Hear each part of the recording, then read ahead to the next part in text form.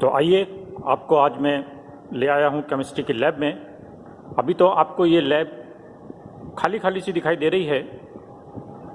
चहल पहल आप लोगों से ही होती है और आप लोगों की कमी खल रही है, लेकिन शीघ्र ही आप लोग यहाँ पर आएंगे ऐसी उम्मीद है और पुनः से चहल पहल हमें इस लैब में देखने को मिलेगी।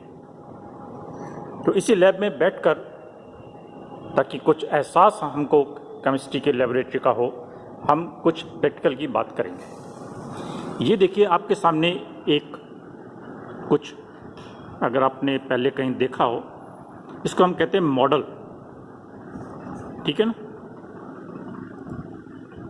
ये देखिए, ये इसकी बॉल्स हैं और ये इसको हम स्टिक कहते हैं। तो ये इस तरीके से यदि हम कोई एक मॉडल बनाते हैं तो ये बॉल एंड स्टिक मॉडल कहलाता है।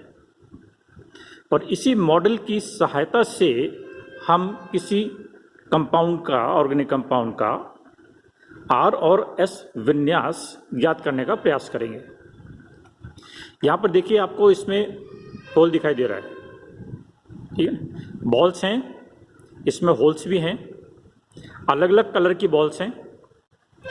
अलग अलग बॉल्स में आपको जो छेद हैं, देखिए इसमें ज़्यादा हैं। तो ये जो स्टिक जिसको हम कह रहे हैं, ये एक तरीके से केमिकल बॉन्ड को रिप्रेजेंट करता है। और ये, क्योंकि हम कहते हैं अणु गोल होते हैं और मॉलिक्यूल भी, इसके एटम्स भी गोल होते हैं, तो उसी के लिए, उसी के अनुरूप इसको बनाया गया है। ये हमारा एक एटम, इसको हम मान सकते हैं, या अपने सुविधा के लिए ग्रुप ऑफ एटम्स भी मान सकते हैं, और इसको हम एक बॉन्ड मान सकते हैं। तो ये अलग अलग बॉन्ड्स हो गए और उनके साथ ये अटैच अलग अलग ग्रुप हो गया। तो ये बॉल और स्टिक मॉडल हो गया। यहाँ पर जो छेद लगे हैं, बने हुए हैं, इनसे हम और आगे बॉन्ड्स बनाकर इस मॉडल को और आगे ले जा सकते हैं। अलग अलग कलर की बॉल्स अलग अलग एटम्स को रिप्रेजेंट करती हैं और उसी के अनुरूप उसमें ये बॉन्ड अटैच करने के लिए आपको होल भी मिलते हैं। जैसे ये सेंटर वाली बॉल, ये देखिए काली बॉल है। काली बॉल सामान्यतः कार्बन को रिप्रेजेंट करती है और हम जानते हैं कि कार्बन की 4 वैलेंसी होती है, ये 4 बॉन्ड्स बना सकता है। इसी के अनुरूप इसमें खाली आपको 4 ही छेद मिलेंगे जहां पर आप 4 बॉन्ड्स लगा सकते हैं। इसके अलावा कोई इसमें छेद नहीं है। तो ये काली बॉल कार्बन को रिप्रेजेंट करती है और इसको इस तरीके से यदि हम 4 बॉन्ड्स लगाकर इसको रखते हैं तो ये आप देखेंगे एक टेट्राहेड्रल संरचना बनती है। और हम जानते हैं कार्बन की वैलेंसी 4 होती है और संरचना टेट्राहेड्रल होती है। तो ये उसी का एक 3 डायमेंशनल रिप्रेजेंटेशन है, ठीक है। यहाँ पर हम ये मान के चलेंगे कि ये तो हमारी कार्बन की बॉल है, लेकिन बाकी जो इसके साथ 3 और एक 4, ये बाकी, ये कार्बन, ये जो 4 बॉल्स लगी हुई हैं, इन बॉल्स को हम अलग अलग एटम्स या ग्रुप ऑफ एटम्स मान के चलेंगे। और फिर किस तरीके से आर और एस विन्यास का निर्धारण किया जाएगा उसके बारे में बात करते हैं। यहाँ पर देखिए, हमने ये 4 बॉल लगाई हैं, ये चारों अलग अलग कलर की हैं। अलग अलग कलर के लगाने का यहाँ सिर्फ तात्पर्य यह है कि यहाँ पर लगे हुए चारों एटम्स अलग अलग हैं। एटम कह लीजिए या ग्रुप ऑफ एटम्स कह लीजिए, यानी यहाँ पर इसको हम H भी मान सकते हैं, OH भी मान सकते हैं, CH3 भी मान सकते हैं, CH2OH भी मान सकते हैं। वो हमें मानना है। तो हम ये आपको बताएंगे कि ये पीली बॉल किसको रिप्रेजेंट करती है, ये हरी बॉल किसको बताती है, ये नीली और लाल बॉल कौन कौन से एटम्स या ग्रुप ऑफ एटम्स को रिप्रेजेंट कर रही है, ये आपको बताया जाएगा। तो 4 अलग अलग एटम्स या ग्रुप ऑफ एटम्स यदि किसी एक कार्बन एटम के साथ जुड़े हुए होते हैं तो वो एसिमेट्रिक कार्बन एटम कहलाता है। ये आप पहले पढ़ चुके हैं। और ऐसी स्थिति में उस कार्बन की तरफ विन्यास R और S ये दो तरीके का होता है, ये भी आप थ्योरी में पढ़ते हैं। तो उसी को हम थोड़ा सा प्रैक्टिकल रूप यहाँ पर देंगे। यहाँ पर ये जो 4 एटम्स या ग्रुप ऑफ एटम्स लगते हैं, इनकी प्रायोरिटी का निर्धारण किया जाता है, यानी वरीयता क्रम का निर्धारण किया जाता है। मान लीजिए एक H है, एक OH है, एक Cl है, एक Br है, अलग अलग एटम्स हैं। तो सर्वप्रथम हमारा काम होता है कि इन चारों एटम्स को किसी घटते हुए क्रम में या बढ़ते हुए वरीयता क्रम में लगाते हैं। सामान्यतः हम सबसे पहले सबसे अधिक वरीयता वाले या सबसे बड़े अणु या परमाणु या ग्रुप ऑफ एटम्स को लेते हैं, फिर उससे छोटा, फिर उससे छोटा, फिर उससे छोटा। यहाँ पर हम अपने पर्पस के लिए ये मान के चलते हैं या मानते हैं कि ये हरी वाली बॉल सबसे कम वरीयता वाली है, यानी 4 एटम्स हैं, उन 4 एटम्स में से इसकी वरीयता 4 है। और अभी हम ये मान लेते हैं कि इसकी वरीयता 1 है,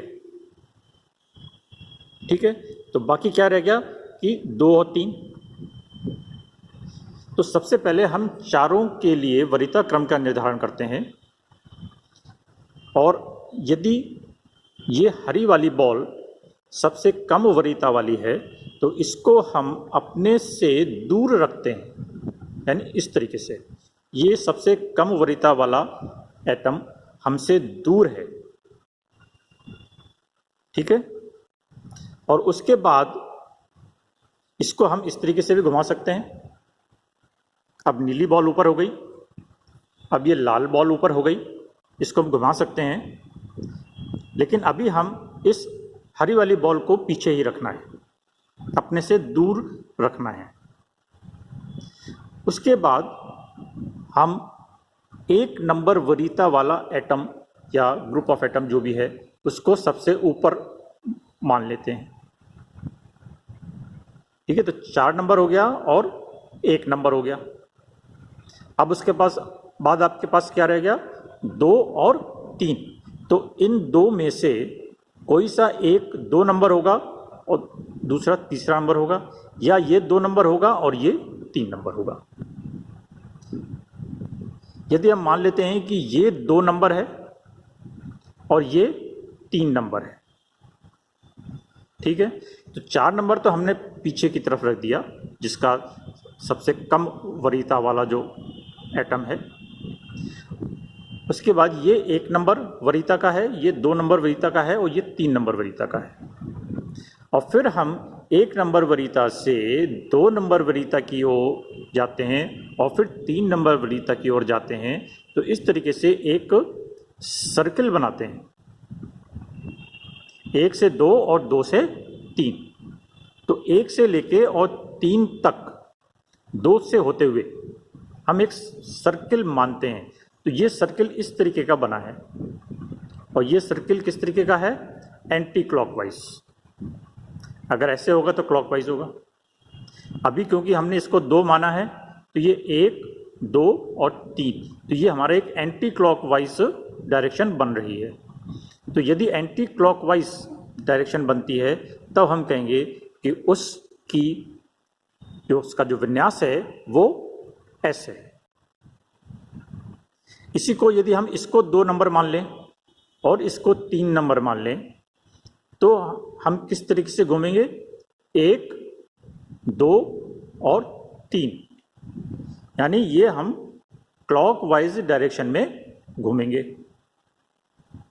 तो इस क्लॉकवाइज डायरेक्शन में यदि हम घूमते हैं तो हमारा कॉन्फ़िगरेशन उस के लिए R कहलाएगा, ठीक है। तो एक बार दोबारा से समराइज करते हैं। एक एसिमेट्रिक कार्बन एटम जिसके साथ 4 डिफरेंट एटम्स या ग्रुप ऑफ एटम्स लगे हुए हैं, सबसे कम वरीयता वाले एटम को अपने से दूर रखते हैं और तत्पश्चात वरीयता क्रमांक 1 से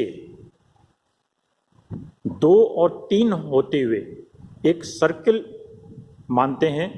यदि ये सर्किल एंटी क्लॉकवाइज है तो कॉन्फ़िगरेशन एस, और ये कॉन्फ़िगरेशन सर्किल अगर आर है तो हमारा कॉन्फ़िगरेशन आर होगा। तो हमें सिर्फ इतना ही करना है, कॉन्फ़िगरेशन का निर्धारण करना है। आपको बताया जाएगा कि ये 4 कलर की बॉल्स क्या क्या हैं। जैसे अब आप अभी देखिए इसमें प्रैक्टिकल में आपको हम यहाँ बता रहे हैं कि ये येलो बॉल OH को रिप्रेजेंट कर रही है, ब्लू बॉल COOH को रिप्रेजेंट कर रही है, रेड बॉल CH3 को रिप्रेजेंट कर रही है और ग्रीन बॉल H को रिप्रेजेंट कर रही है। ये इतनी चीज़ आपको बताई जाती है। अब आपको क्या करना है कि इस टेबल के अगले हिस्से में इसका वरीयता का निर्धारण करना है। तो इसमें से आप देखिए कि H सबसे छोटा है, सबसे कम वरीयता का है, तो इसको हम लास्ट वरीयता का क्रमांक देंगे 4। यहाँ पर कार्बन है, यहाँ पर कार्बन है, यहाँ पर ऑक्सीजन है। तो यहाँ पर आप देखेंगे कि ये जो कार्बन का एटम है ये डायरेक्टली किससे जुड़ा हुआ। यदि यहाँ पर ये हम कहते हैं कि येलो बॉल OH है, यानी ये येलो बॉल OH है, तो इसका मतलब ये ऑक्सीजन का एटम है और इसके साथ यहाँ पर एक H और लगा हुआ है। तो ये कार्बन डायरेक्टली किससे अटैच है, O से अटैच है और OH से अटैच है। ठीक है, तो हमको ये देखना है कि इस कार्बन से कौन सा एटम डायरेक्टली अटैच है। अब यहाँ पर आप देखिए C है, यहाँ पर भी C है, ब्लू और रेड। ब्लू हमने कहा COOH और रेड भी हमने कहा CH3। तो इसका मतलब यहाँ पर ये कार्बन है और इसके 3 हाइड्रोजन लगे हुए हैं। ये भी कार्बन है, एक तरफ ऑक्सीजन डबल बॉन्ड और एक तरफ OH लगा हुआ है। तो इसका मतलब क्या हो गया, ये दोनों डायरेक्टली अटैच्ड कार्बन एटम्स हैं। तो एक कार्बन के साथ 2 कार्बन एटम्स डायरेक्टली अटैच हो गए। तो ऐसी स्थिति में हम फिर आगे चल के देखते हैं कि इसके आगे अटैचमेंट क्या है। यहाँ पर हाइड्रोजन है और यहाँ पर ऑक्सीजन है, तो इसलिए इन दोनों में वरीयता इस ऑक्सीजन वाले की अधिक हो जाएगी। तो आप देखिए COOH को हमने 2 नंबर वरीयता दी और CH3 को 3 वरीयता दी और H को 4 वरीयता दी। तो इस तरीके से हम जो आपको ये डाटा प्रोवाइड कराएंगे, बताएंगे, आपको इसके टेबल के नेक्स्ट हिस्से में प्रायोरिटी का क्रम निर्धारित करना है। 1 2 3 4 बताना है। ये कोई ज़रूरी नहीं है कि ये 1 2 3 4 के क्रम में ही हो, आप इसको ऊपर नीचे कर सकते हैं, लेकिन इतना ध्यान रखना है कि H यदि सबसे छोटा है तो उसको 4 मिले। ऐसा नहीं हो कि हम OH यहाँ पर लिख दें और उसको 4 कर दें। ठीक है, तो ये इस तरीके से हम इसकी प्रायोरिटी का निर्धारण करेंगे।